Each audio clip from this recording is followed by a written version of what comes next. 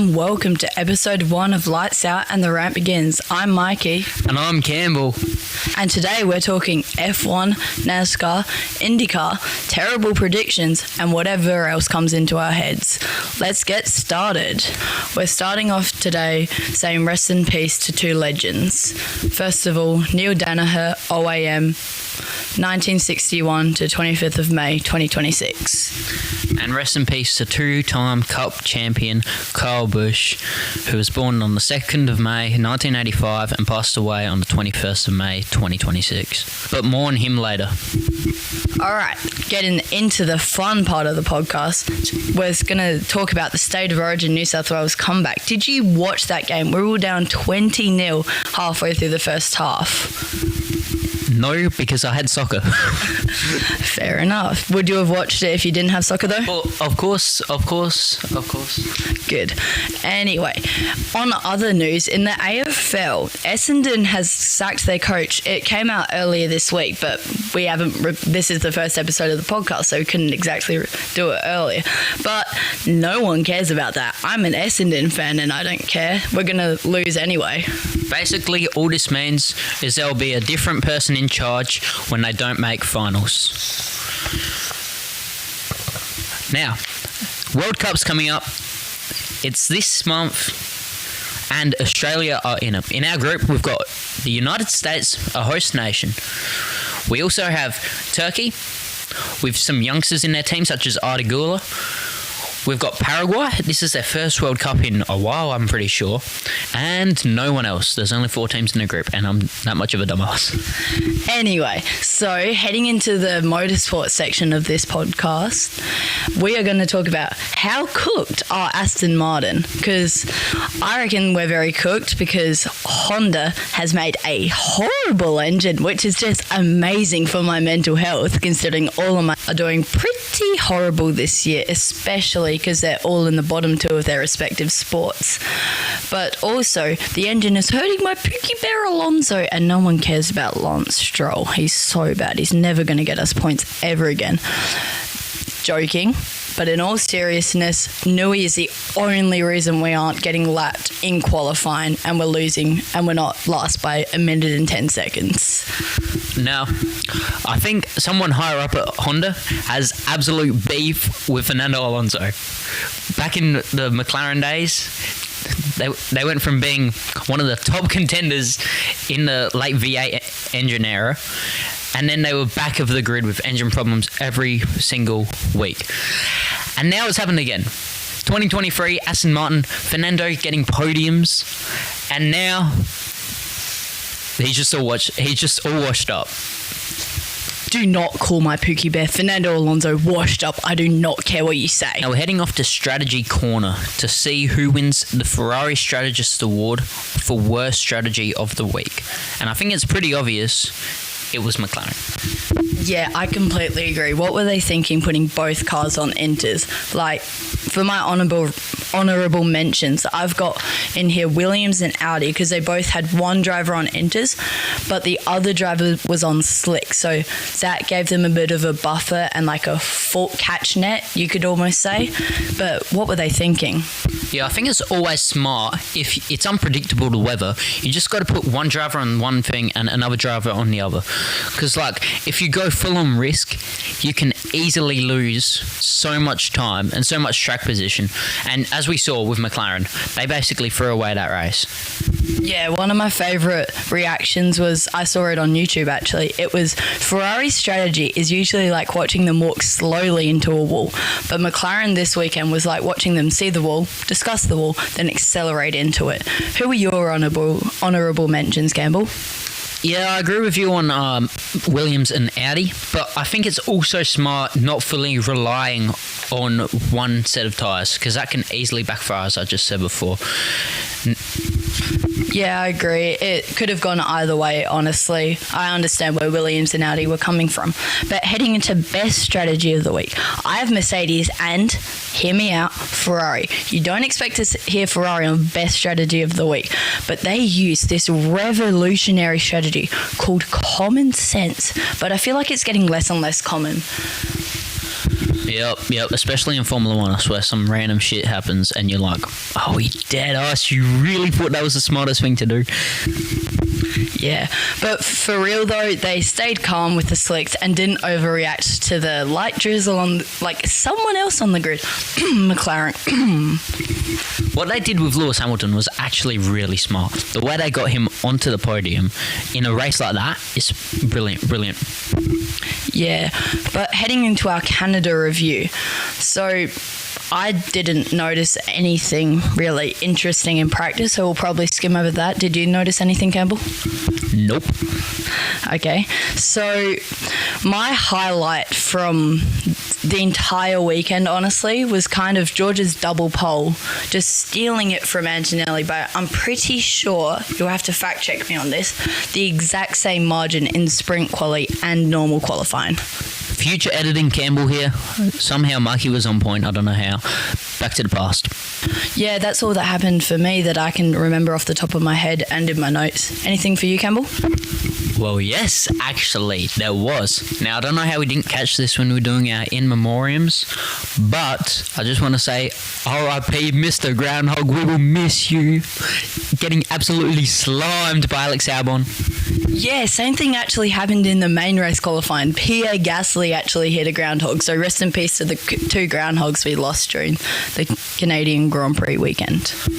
I think that the environmental activists might have a chat to the FIA, because how many bloody groundhogs have we seen be killed at the Canadian race weekends?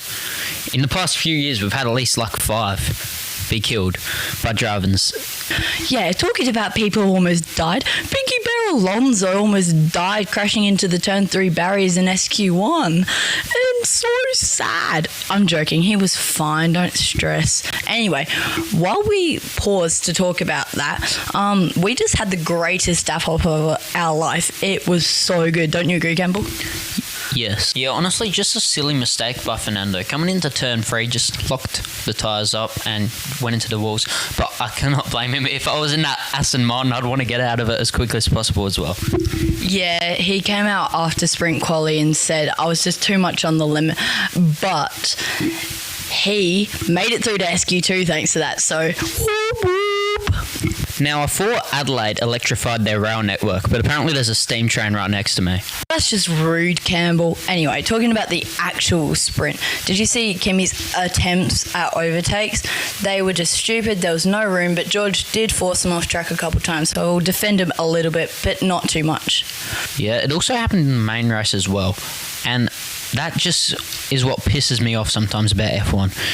It was like, if you're not ahead and you're on the outside, you're just allowed no room, and you get squeezed out and you've got to concede a position, and that's not real racing. That's just follow the leader. Yes, I completely agree. I'm so happy that you mentioned that, because we can actually head into a lot of his other overtakes on other drivers, and same with George all across the weekend. George just didn't leave him the room, forced him off track. So I honestly think it might be a little bit of karma that his engine or battery or whatever issue it was, I think it was battery, had such a severe issue that he had to retire. So yeah, what do you think, Campbell? Yep, that issue was certainly, I think George Russell has just been quite unlucky. Kimi's outdrove him all year pretty much, but still, he's been quite unlucky. Like, he should not be that far behind Kimi. Now, Lewis had a costly mistake in the sprint race while fighting Oscar going through the Wall of Champions. He just two don't go into one there. He got squeezed out by Oscar, hit the wall, and then Charles overtook him. Yeah, he just got a bit throttle happy as well. Just rear stepped out. Simple mistake, but a costly one. So heading into qualifying, we have a very big story, which I'm very happy about, as I'll probably be an Alpine fan this year because Fernando will retire or died due to this engine. Franco Colapinto made it into Q3. What do you think about that, Campbell? Well, I think the Alpine's been quite good this year, and both Gasly and Colapinto are awesome drivers. And I also think that Gasly is a great mentor for Colapinto, since he's such an experienced and well-achieved driver with a win and multiple podiums at his time at AlphaTauri and other teams. Yeah, I agree, but I think the intra-team dynamic is kind of shifting now that Colapinto's had those two amazing performances. I think it was P7 in Miami and then P6 this weekend in Canada. It was just amazing to watch, and I'm so happy for him. Now, who was your driver of the week, Campbell? I reckon it might be Colapinto. I know it's crazy, but that Alpine, it's a quick car, but it's not necessarily nearly top 5 worthy, and he's been doing great performances in that car week after week, so I think he deserves my driver of the weekend. Yeah, I see where you're coming from. He honestly almost caught Hadjar after all of his podiums. We'll probably talk about that in a second. But my driver of the weekend was actually Lewis Hamilton, because he got his best ever Ferrari result, P2. It was so good to see him and Max fighting it out for the podium, not P8 like we did in Hungary in 24. But honestly, Max is almost up there as well, fighting for P2 and P3 in that shit box of a Red Bull.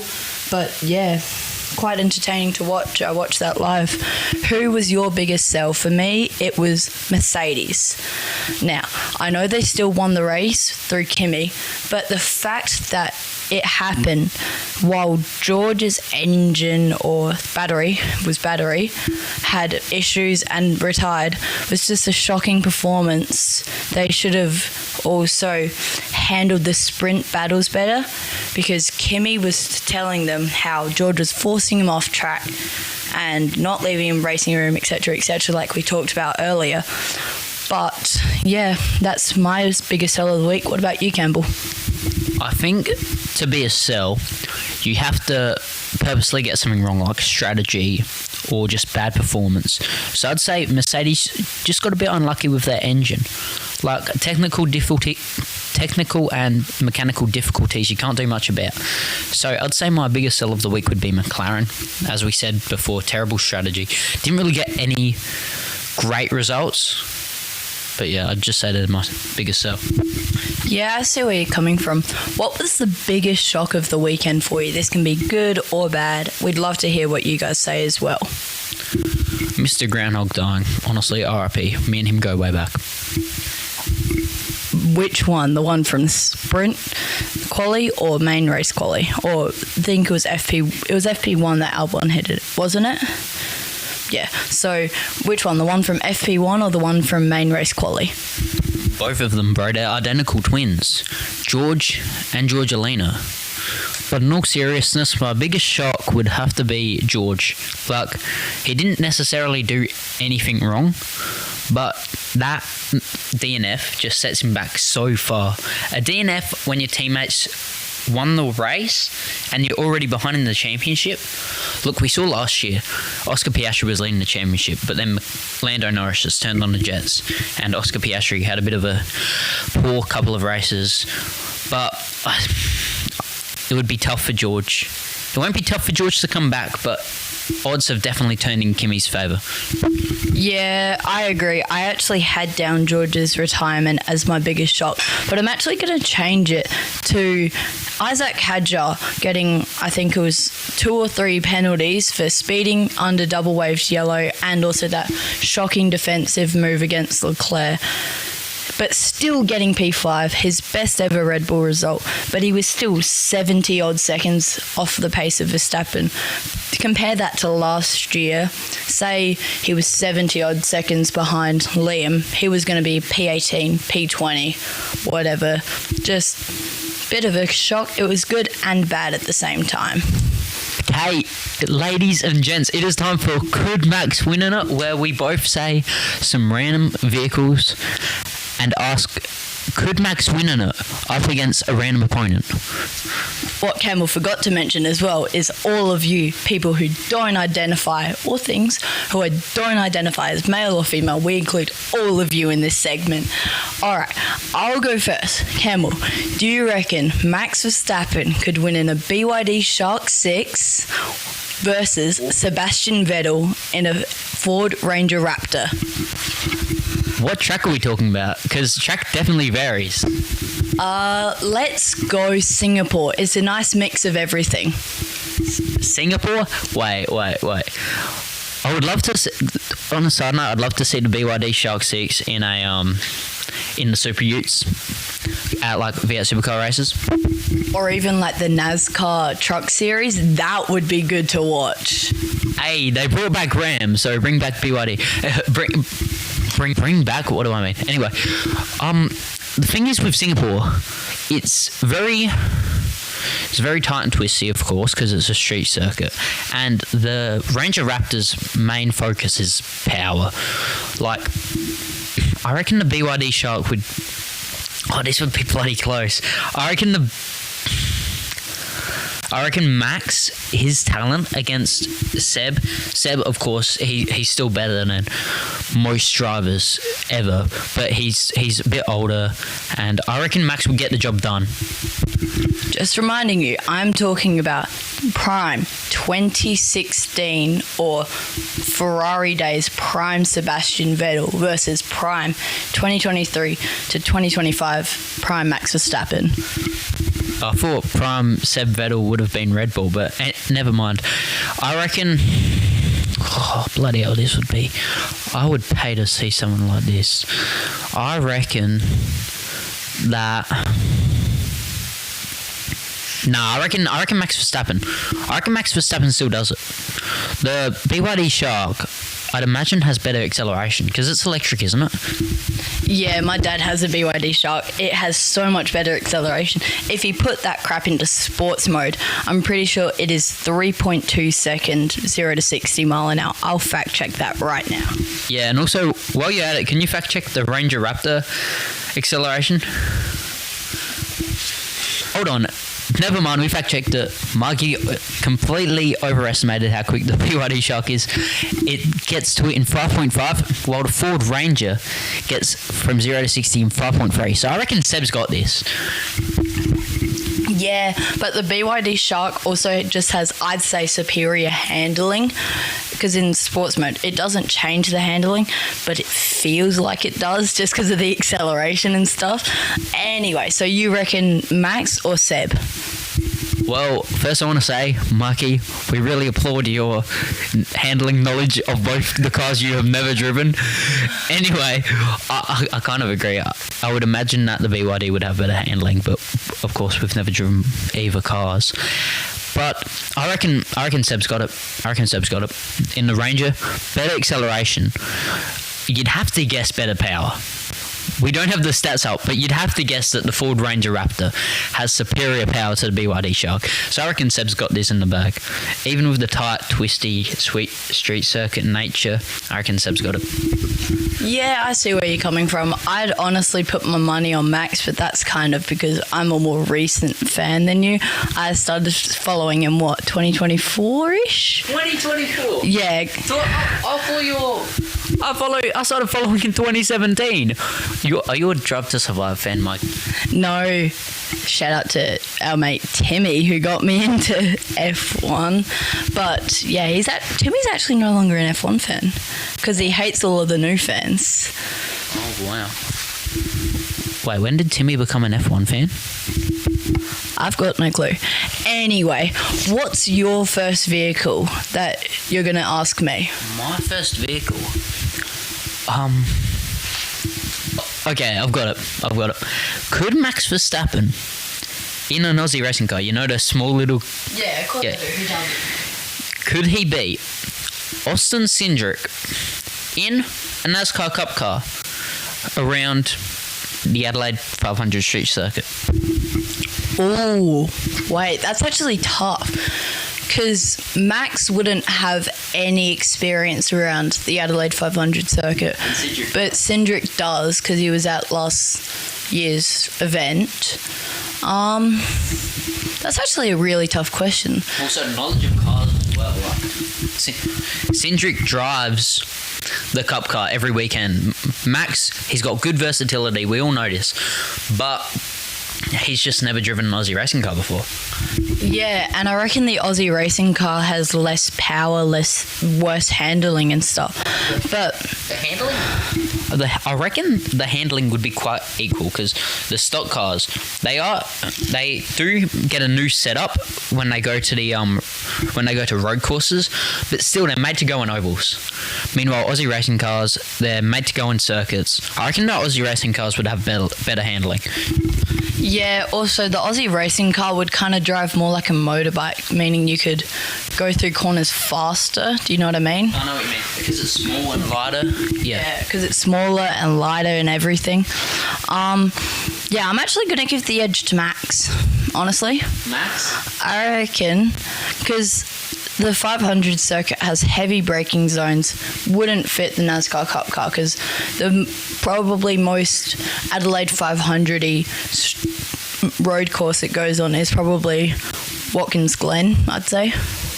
Glen? Yeah, well... Yeah, let me just think real quick. Sonoma's a bit different. Maybe the Charlotte Roval.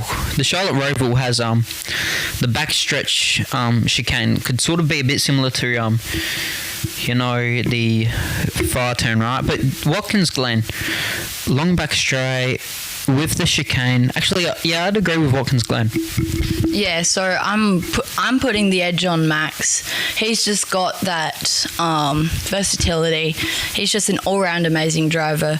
Give him one free practice session in that car and he'll be setting the best lap times the track has ever seen in that car. So, for my next vehicle, could Max win an Appeal P50 against prime Kyle Busch around the Nürburgring, but Kyle Busch is in Appeal P50 as well, but a tuned one. Like, know how in BeamNG Drive they get up to like 600 k's an hour when they're tuned? One of those. I've got to say, as much as I love Bushy, it'd be impossible to drive. Yeah. 600 km, you put the foot down 5%, you're going way. The bloody components will probably fly off. You're hitting 100 kilometers per hour in a car lighter than those bloody toy type things you had in bloody childcare. The wheels would fall off. Something would happen to it. So, like, I'm sorry, bushy, but, like, actually, maybe car control is a massive thing in NASCAR because you're balancing on the throttle when you go through, especially, like, intermediate tracks such as Texas, Charlotte. You're just balancing on the throttle. So I reckon the car control, Kyle Busch would know car control. I reckon Kyle Busch has it, actually. This is a genuine question from me because it's kind of the same level of car control needed about when you're attempting an overtake around the outside at Daytona road course. Like, was Kyle Busch good at Daytona? At Daytona, Kyle Busch never got a Daytona 500 win. Really? He never did, no. Everyone wishes he did, and he'd have to be one of the greatest drivers not to win Daytona. But Daytona is a very luck-based track.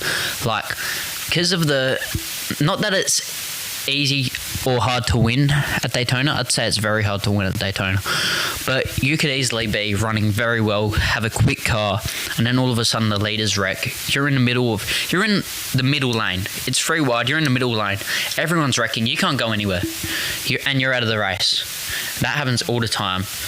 And yeah, it's just a very hard track to win at. So there's some drivers who are good at it, like Denny Hamlin. He's won the Daytona 500 3 times. I thought he'd only won it like once or twice, not 3. No, and he's at the exact same team when he won it as Kyle Busch. They were both at Joe Gibbs Racing, and yeah, I think it's a skill-based track, of course. I think it is a skill-based track in super speedway racing. There's an art to it on how to stay in your groove, move up without losing the draft. But I would say that you don't really have Yeah, it's very luck based. Yeah, so you're putting the edge on Max, though, getting back into the segment, because we just went on, 2-minute tangent about Kyle Busch around Daytona? No, I'd say give it to Carl. Carl has... NASCAR drivers have very good car control. People think that just because they go on ovals, they just put the pedal down and they chill, but the car control is a massive thing in NASCAR, so I'd give it to Kyle Busch. If Tune Pill P50 would be very hard to drive, but I have no doubt that Kyle would be able to control it.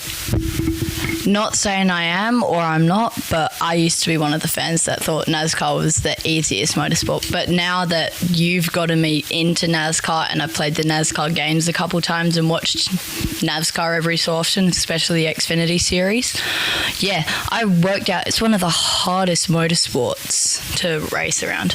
All right, what's your final vehicle for me before we head into the next segment?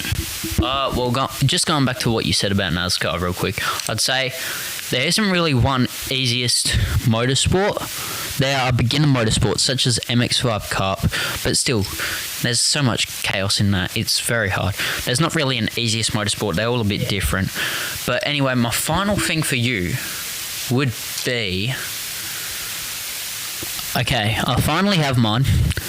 And my question is, could Max in a Lamborghini Aventador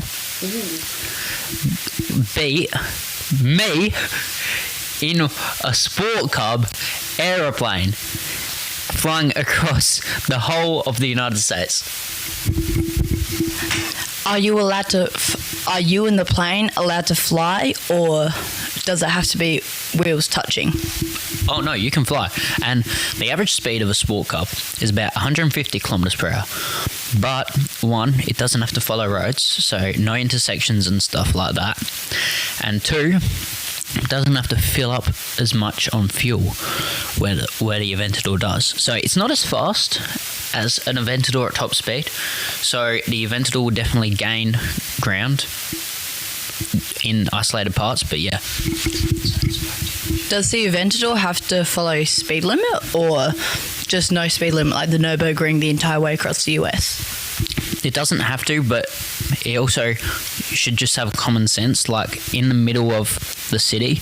Yeah. Don't maybe speed like 70 kilometers per hour when instead of going 60. But in the outback, if there's no police, he can go as fast as he wants. Yeah. All right. So you in a Sport Cup. By the way, he has getting his pilot's license, so he can fly quite well. So he won't be crashing into the Twin Towers anytime soon. Don't get recruited by Al Qaeda.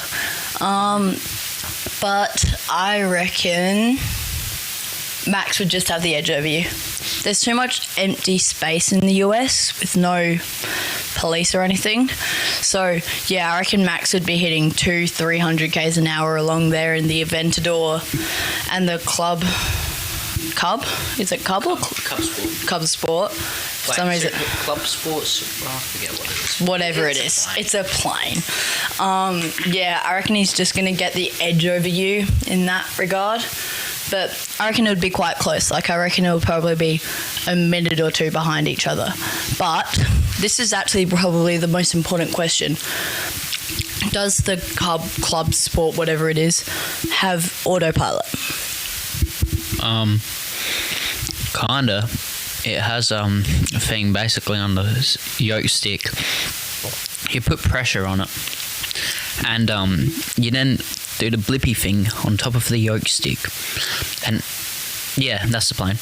That red one is the one I fly. Yeah. And you blip the thing, and it keeps the stick in place. So it's sort of like autopilot. Yeah. It's pretty much autopilot. But yeah, it's so annoying because I always click it and it hardly ever works. I think it's the way I do it. I don't think it's a problem with the plane, but it hardly ever works. Like I go, blip, blip. Nope, the stick keeps on falling. Blip, blip. Nope, it doesn't work. Blip, blip. There we go. Yeah, so by that, I'm actually going to give the edge to you because I wasn't sure if you had to be awake 24/7 flying it. But if you've got a flight stabilizer using beacon, sonar, whatever the fuck it is, using that, I reckon you would have the advantage because you don't have to be consciously going, oh crap, am I going to hit this car? Oh crap, am I going to go miss this bend? But yeah, I reckon I'm going to give the edge to you. Yeah. All right, into our next segment. Woo, woo. Yay. So this one is called Motorsport Hot Seat. We have a spinner wheel up. We'll probably attach it if you're watching it on YouTube. There'll be a picture of it up.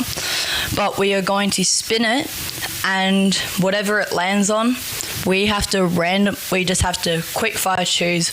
We've got 30 seconds, no umming, no ahhing, no nothing. Just, is it this or is it this? So, let's spin.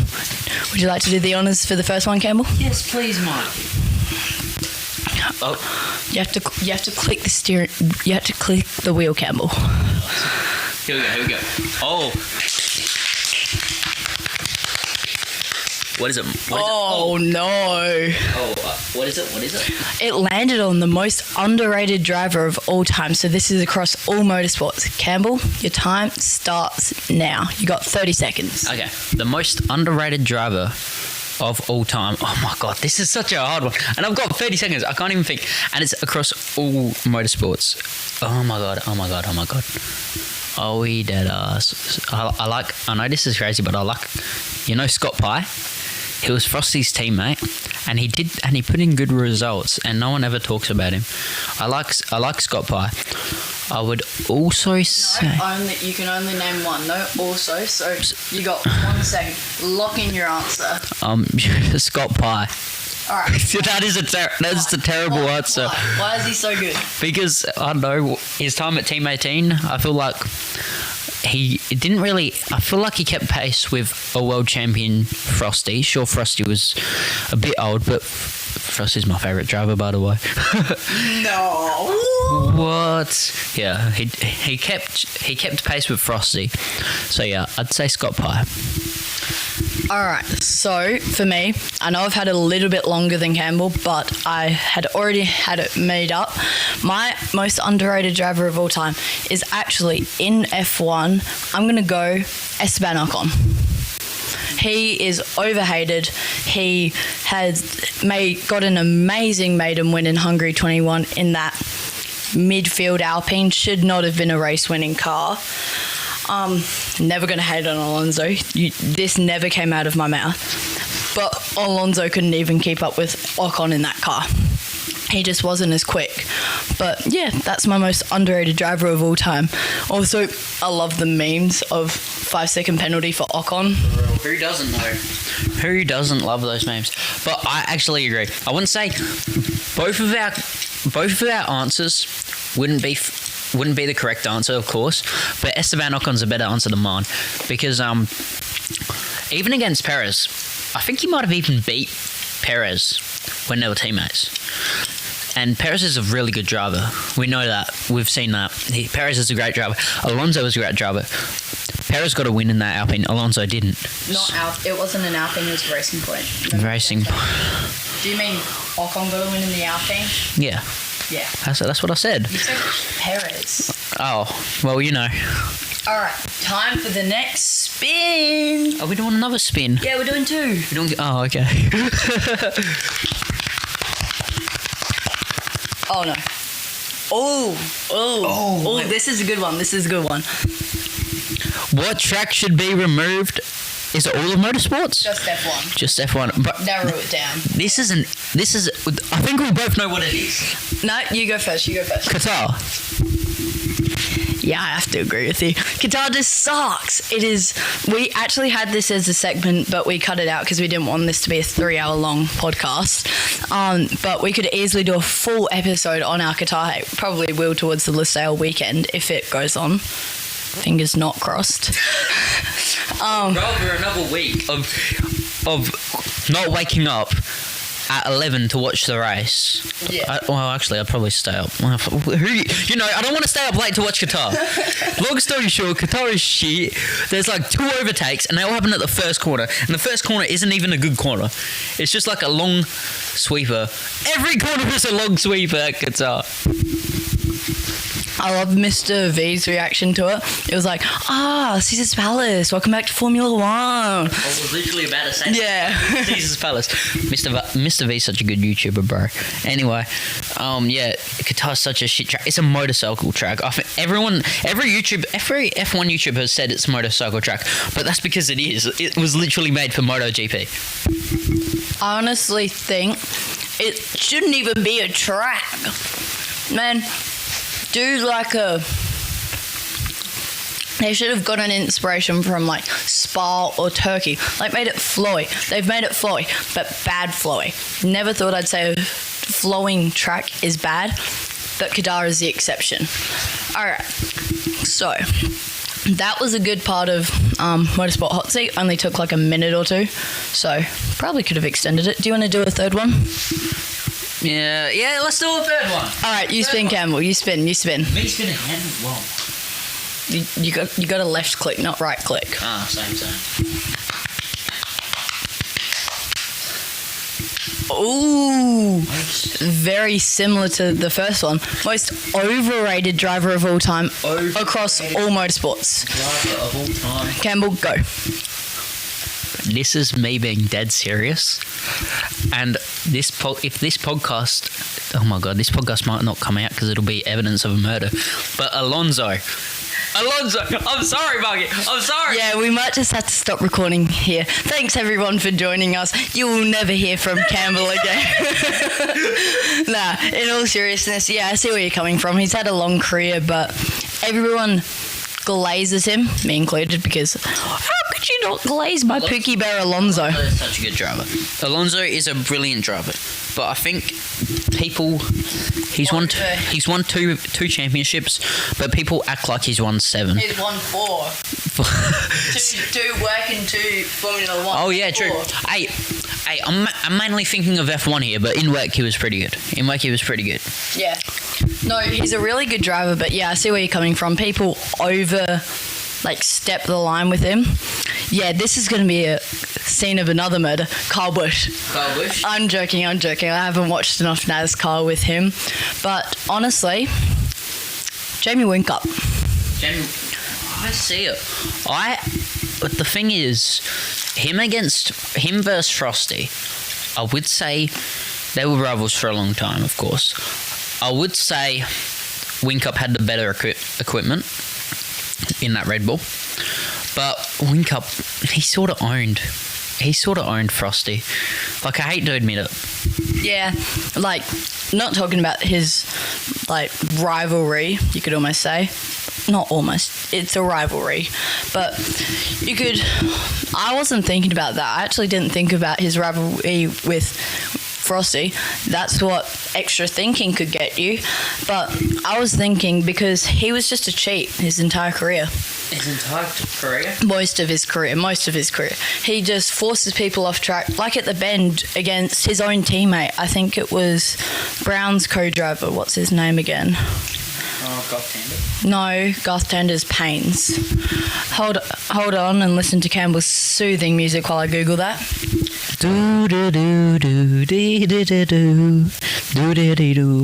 This is tough. Whincup, I see where you're coming from though. I actually see where you're coming from, but I would say he was a great mentor. Like, I knew when he first was Whincup's co-driver at Bathurst. I think it was it 2021? It was Whincup's co-driver? Yeah, he was. Who was Whincup's? Brock Feeney. Oh, yeah, I remember that. When he was first Whincup's co-driver, I really knew that there was something there. And that's not me trying to up myself, but I think Whincup just has a way of teaching newer drivers. I would agree that he's a bit overrated, but he's a really good driver, a legendary driver And I see where you come from with the cheat things, but I'd just say, yeah, he's even without cheating, he would still have so many championships and race wins. Yeah, I agree, but people overglaze him. Same with Fernando. Like they're both very good drivers, but people overstep. Also, fact checked it. It's Scott Pye, who you said was the most underrated driver. So Wink Up crashed into Scott Pye. That is the full circle moment. That is the official end. We are not going to do a fourth of Motorsport Hot Seat. So now I'm going to hand over to Campbell to rant for the next hour or so, because up next is NASCAR. NASCAR time! All right, 2026. It is the NASCAR season. We have had Tyler Reddick in the 2311 team, owned by both Denny Hamlin and Michael Jordan, and the basketball legend. He has won. Probably 20% of my NASCAR knowledge is on show right here. I know, thank you Google Gemini, totally not using it, that Tyler Reddick made NASCAR history this season by becoming the first Cup Series driver to win the first 3 races consecutively. I remember that when that happened at Coda. I totally watched that race, and just knew it off the top of my head, totally not looking at my laptop right now. But yeah, he's got 5 wins, and now I'll hand back over to Campbell. Yeah, no, I do remember that win, because SVG had a great drive. Of course, he always has a great drive at street circuits, but Tyler Reddick, he just owned that race. He was ahead for so long. I was like, when I was watching it, I was like, SVG's going to come back. SVG's going to come back, but he just never did. Tyler Reddick just showed pace, and the races he's won. He's won the Daytona 500. He's won Atlanta. Both Daytona's a super speedway. Atlanta's a wannabe super speedway. He's won Coda, as I just said. He's won Darlington, which is such a difficult track, because the one usable groove is right on the outside. So if you mess it up, just put a bit too much throttle, overcook it a bit too much, you're in the wall. He's won Darlington, and most recently he's won at Kansas, which is a good little intermediate track. So there's a lot of variety there. Some intermediates, a super speedway, a road course. Tyler Reddick has just had a brilliant start to the season. Wannabe super speedway as well. Yeah, wannabe super speedway. People want to glaze. What people want to, not glaze. People want to say he's only been winning because of the lawsuit that has gone through with NASCAR and 2311 regarding charters. But you don't win 5 race. You don't get gifted 5 race wins. You don't get gifted any race wins. It's based on pure pace. And yeah. Also, I want to talk about Team Penske and the Ford cars. Team Penske, they've had a pretty shaky year so far. Austin Cindric, Joey Logano, out of the chase right now, just below the cut line. Both of them are in 17th and 18th. Of course, the top 16 go into the chase. Ryan Blaney, though, the 3rd Penske driver in the number 12 car, he's had a good year. I don't know what the number 12 team is doing, but they are in 3rd. Meanwhile, the other Penske drivers are in 17th and 18th. What is happening? Is it Blaney and his pit crew? What? Blaney and his crew chief? What are they doing? So, also, while Ford is struggling, Toyota is doing really, really well. The top 3, out of the top 4, 3 are Toyota drivers, and 2 are in Joe Gibbs Racing. Ty Gibbs in 4th, Denny Hamlin in 2nd, and of course Tyler Reddick leading the championship. Now, while Toyota is doing really well, Chevy and their new body are kind of struggling. Their highest up driver is Chase Elliott in 5th position.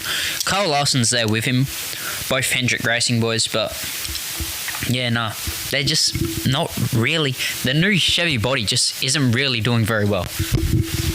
I haven't been paying that much attention to NASCAR, if I'm being too honest, so that's why we left it to you. But this is a sadder note about Kyle Busch. We said we'd do more on him, and now is the time. The probably most important question burning on every NASCAR, and people know a little bit about NASCAR's mind is, do you reckon Kyle Busch will get the Senna treatment? I hope not. And for those of you who don't know what the Senna treatment is after Ayrton Senna died in his crash at 1994 Imola in Tamburello, he was praised. He still is. He's praised better than his actual performances was. Don't get me wrong. He's an amazing driver. He was an amazing driver, but he's overglazed almost. Everyone just put him with Schumacher in like the 2000s and Hamilton nowadays. He was an amazing driver, don't get me wrong, but yeah. So I hope Busch won't get the Senna treatment. I just hope he'll just get remembered for his true performances as a two-time Cup champion. Yep, I agree with what you're saying, but I think one of the reasons why Senna being glazed is so controversial is the person that he was. Like, not saying that he was the devil or anything, but just the whole Senna 15 thing, you know, people just find that controversial. The thing, Kyle Busch had many haters, but people didn't hate him because of the person he was. They hated him because he was too good. He would win and then rub it in your face. He'd wreck your favourite driver and then tell you you're a Suki Lala. But Kyle Busch, he's won the most races out of all the top 3 NASCAR series combined. And yeah, he's just a great driver.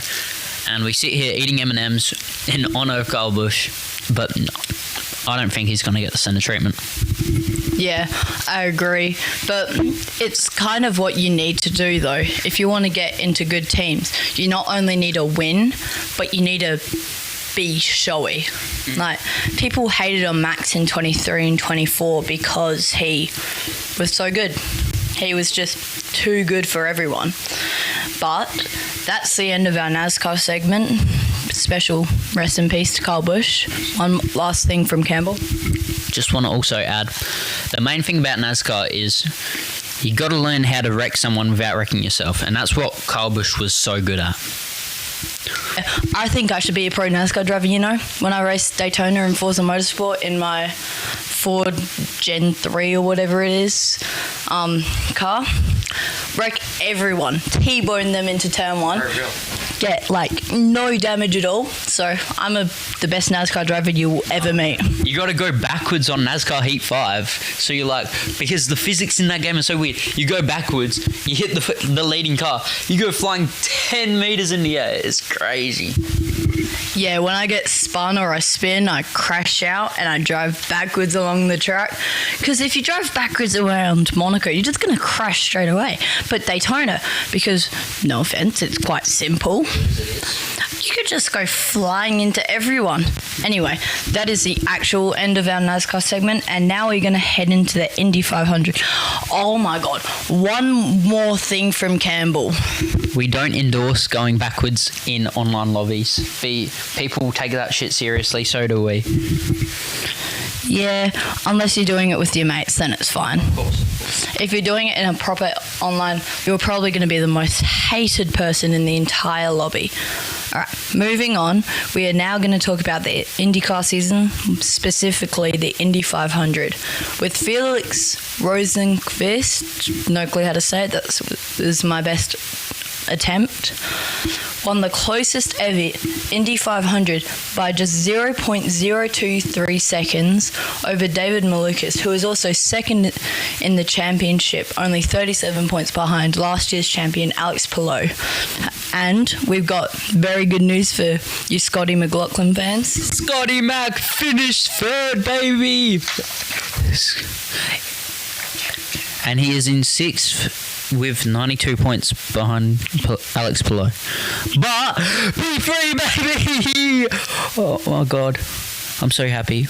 You know, like that SD bestie on the podium, baby! But with Scotty Mac, bro, Team Penske 1-2. David Malukas is, of course, a Penske driver. Scotty McLaughlin driving for Penske in VS Supercars. Yeah. Yeah, but championship leader Palau finished in 6th, though, only ahead of his teammate his Chip Ganassi Racing teammate Scott Dixon. Who is also a New Zealander. So we're happy about that. We're just looking at one of Campbell's drivers. He's trying to find where they finished. Where's the full standings? Are we dead ass? Here we are. Yep, there we go. Oh, where did Carl Kirkwood finish? Sorry about this. We are just a bit... Romain Grosjean finished in 9th. In the 18. They were running... Yeah. Oh, never mind. Alex Palau finished 7th. 6th. Shut up. Pato Ward in 4th. His Scott Dixon actually finished 15th. So, yeah, got it a bit wrong there. Kyle Kirkwood in 16th. So, Stingray Rob, what a name, 20. Finished 23rd. Helio Castro Neves, 25th. Will Power, the Aussie, finished 29th. is that good or bad? Because I don't know if his car's good, because they were half decent last year, but I'm not sure about this year. Well, Will Power switched teams. So, yeah. So now we are going to head on to our quick summary of the Tassie Super 440. I only have a few notes, but in race 16, so the third race of the weekend, Brock Feeney actually won his first win of the and only win of the weekend. Super actually won 2 races that weekend with Chaz Mostert and Andre Helmgartner. But my favourite driver, Cam Waters, didn't have the greatest weekend by his normal performances, but it was still an alright weekend for if he was in a midfield car of finishing 12th, 7th and 10th respectively. But he's 4th in the championship, so he's still into the finals at this point of the season. Bro, that's how you remind me that the stupid funnel system in V8 Supercars is still there. Oh my god, I forgot. Anyway, Toyota have really found their groove in V8 Supercars. It's quite insane in their first year. They've gotten so many wins. Bloody hell. It's also so good to see last year's... Sorry, just dying on an M&M. It's so good to see last year's champion, Chaz Mostert, on the top of the rostrum.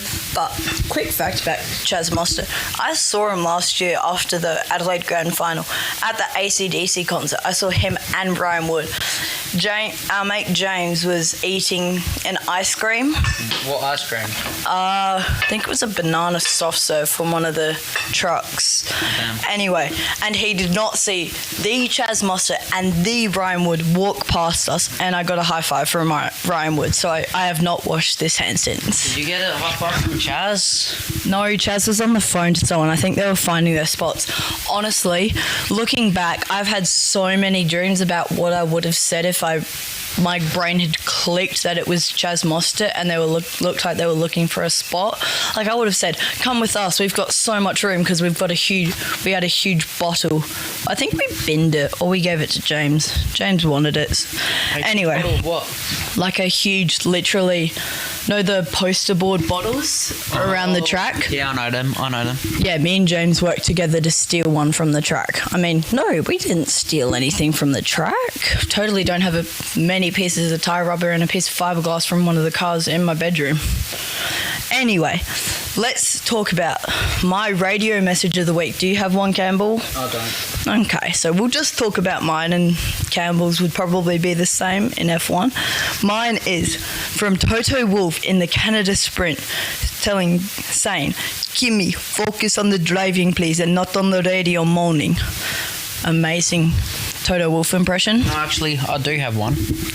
It's not an exact quote, but it's when Oscar Piastri was nagging about the tyres and bloody McLaren didn't even listen to him.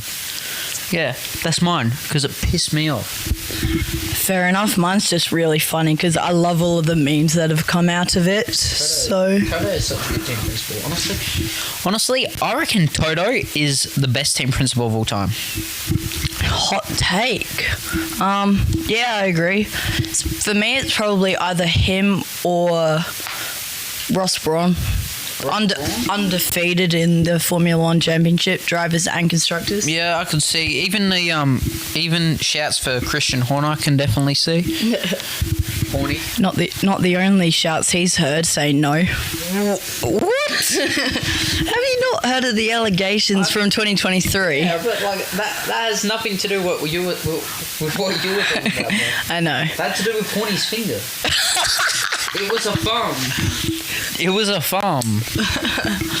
Anyway, we should probably stop talking about that before we get cancelled. Yeah, guys, it's the first episode, Mikey. Yeah, we don't want to get cancelled. Yeah, no, we don't want it to be the first and only. But now, let's head on to our 2026 predictions. It's a bit late, but just rock with us, it's going to be a bit of fun. All right, who is your World Drivers' Champion? Russell. I know it's crazy, but I say Russell. Kimi Antonelli, sure he's got the lead in the championship. Sure he's had better results, but George Russell just has that experience. He's not the most experienced driver of course, but it's just very similar to last year. Lando Norris and George Russell, of course, debuted in the same year, 2019. And Lando Norris was fighting against a younger Oscar Piastri in his third season, not his second like Kimi Antonelli. And Lando Norris came from behind and won. And this year, George Russell, the more experienced driver, is behind his pretty much rookie teammate, Kimi Antonelli. And I just believe that George Russell is going to do a Lando Norris from last year, come from behind, and end up winning the championship. Yeah, see, but the lead between them of 43 points is higher than it got throughout the entire 2025 season. You do not need to fact check me on that. I Googled it before we started recording. But I'm going for my World Drivers' Champion, Kimi Antonelli. I understand where you're coming from. I don't have the highest hopes, but I reckon he'll get it done just. But what I'm most worried about is, based off of his European run last season, I'm worried that history might repeat itself again this season, and we'll actually find out next week because it's Monaco Grand Prix, first one of this season. First European race of the season. And going into that, do we now go into Monaco predictions? What about, constructors? Oh yeah, constructors. All right, I think constructors is pretty bloody easy. Is yours not Mercedes? See, we have this rule because we're going to do a prediction championship. Campbell found out about this probably 10 minutes before we started recording. Yeah, probably about 10 minutes. Yeah, probably about 10 minutes. Anyway, I'd had this idea for a while and I thought I'd told him like 6 times, but apparently not. Anyway, we are not allowed to say the same person for any of our predictions. So on our notes sheet, you would find 2 preferences. So you go first, Campbell, because I went first with drivers. My first preference is Mercedes. God damn it. Anyway, my second preference is Aston Martin. I'm joking. No, do not clip that. And I do not want anyone saying, oh, but you predicted Aston Martin to win the constructors. No, I reckon if it's not going to be Mercedes, it's going to be Ferrari. They've got a decent car. P2 and the constructors not too far behind. They caught up quite a bit this race, though, because they finished P2 and P4. Shell had a horrid weekend, by the way. But, yeah, if it's not going to be Mercedes, it's going to be Ferrari. Yeah. Why do you think it's going to be Mercedes? I think it's pretty bloody obvious. They've got the fastest car. And usually the fastest car wins championships. Keyword, usually. Usually, yes, usually. All right, let's head into our Monaco predictions. So, we're going to start with 22nd, then go into our podium from 3rd to 1st, then our good surprise. Okay. So, I'm going to start with 22nd. I think 22nd will be Valtteri Bottas. Oh. What? I don't think he's actually going to take the start. So technically it's not 22nd, it's a DNS, but on the timing board he would be classified as 22nd. Why don't you think he's going to take the start? I reckon he's either going to have a bad crash in qualifying or his battery, engine, whatever, is just going to plow itself like it did for Russell in Canada, because that Ferrari engine seems reliable but not very reliable. Yeah, I get what you mean, and I also had Valtteri Bottas down, but as you said before, we cannot pick the same driver. So I'm not going to do a cheapskate thing and pick Sergio Perez. I'm going to pick who will I pick? I'm going to pick Lance Stroll. And I know we all say Stroll hate and all that, but Stroll just has never been really good at Monaco. It's one of his weaker tracks. And one thing, who has had the only Monaco overtake past 2 years? Was it Stroll? Yeah, it was Stroll. He's the only person to have overtaken at Monaco legally, mind you. George Russell did a few illegal overtakes last year. But yeah, he's the only driver to legally overtake past 2 years. Maybe I'm just speaking out of my arse and I don't know what I'm talking about with this.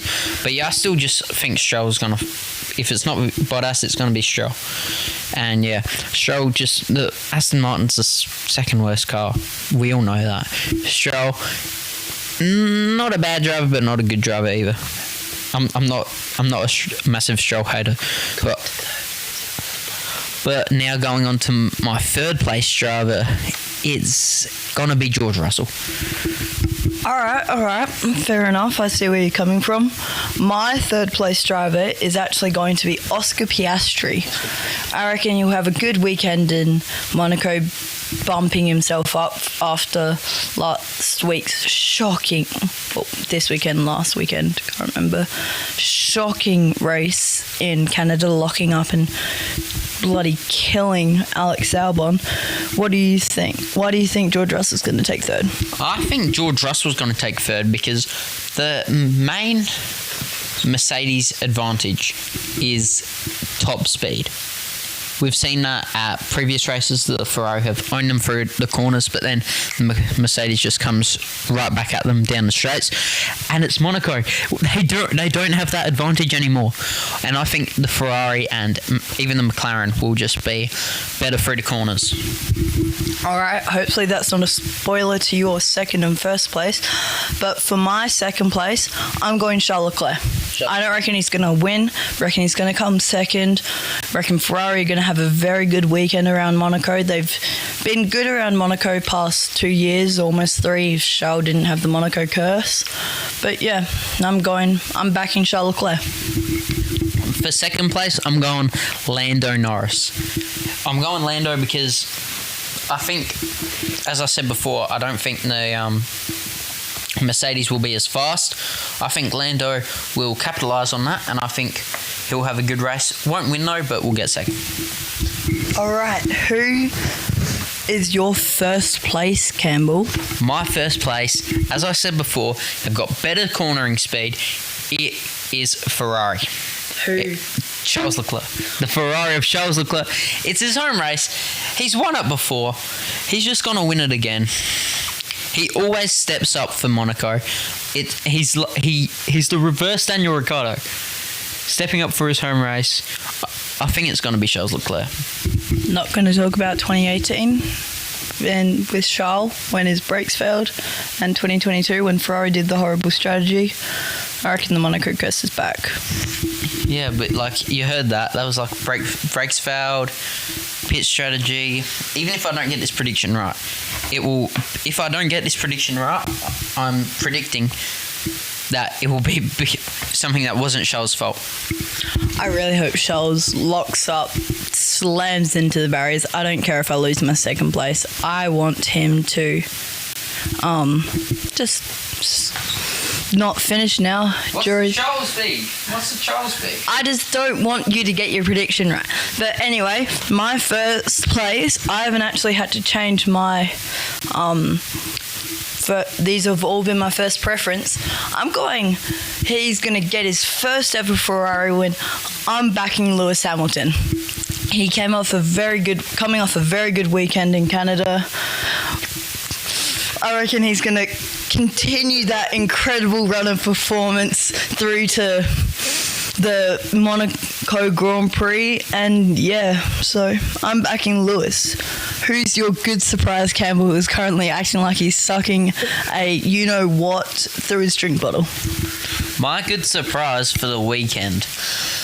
Will be Carlos Sainz. I reckon he'll have a very solid weekend. I reckon he'll finally find pace in quite terrible Williams. I reckon he'll have a good qualifying because of other people's misfortune, and he'll end up finishing at least in the top 10. All right, that's not much of a surprise considering he finished 9th last weekend, but... Well, he hasn't done, other race weekends he hasn't had very good performances. Yeah, that's true. Could have been a one-off flash in the pan. Once again, my first preference, I'm able to say it, I'm backing Fernando Alonso to have a good weekend. He's not going to have the trouble that he had last year at Monaco of his, was it brakes failed and caught on fire, rear brakes? Yeah, something like that, wasn't it? Yeah, I think it was rear brakes catch fire. But yeah, so I'm backing Fernando. If he finishes the race, that's a good surprise, I'm calling it, because he has only finished one race this entire season. I know. The Aston Martin, bro. The Aston Martin is just so bad. So bad. Yeah, we covered it earlier, so yeah. Anyway, let's do our Monaco preview. So, our most important question, Campbell, you looking forward to Monaco? Yes, I look forward to every race except Qatar. Well, Qatar. Anyway, that kind of sounded like we were starting a cult. Yeah, do you... Put in YouTube, hashtag Qatar hate. Hashtag Qatar hate, bro. That'll be our tags. Put that in the tags. Yeah. Are you looking forward to Monaco? How could you not? It's the most prestigious race of the season. It's just going to be a good race. Backing my boy Fernand. Did I say good race and Monaco in the same sentence? That's not what I meant. You know exactly what I mean. The racing's not going to be good. The spectacle. The spectacle is going to be good. Yes. Yeah, I agree with the spectacle, but it's good every year, so yeah. Anyway. We're all done here? We're all done. That is our first episode complete. Of course, it's not documentary style quality just yet, but we had fun. I hope you did. See you later. That was Gamble. I'm Mikey. Thank you for joining us on Lights Out and the Rant Begins. Have a good night. Goodbye. Bye.